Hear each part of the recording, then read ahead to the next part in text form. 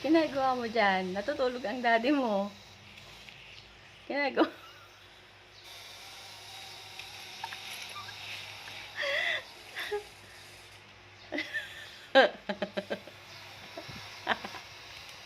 Ano yan? Ha? Pinapapogi mo si daddy? Ha? Ano yan, baby? Ha? Ginagawa mo? Oh. Ano yan? Huwag mong gisingin. Huwag mong gisingin.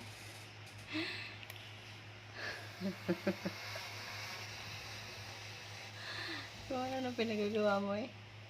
Oh, wala dyan.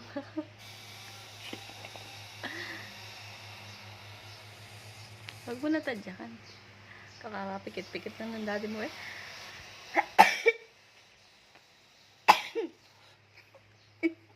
Yan, tuwa ka sa kalokohan mo.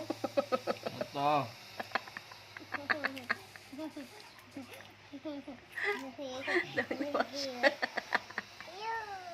Ew.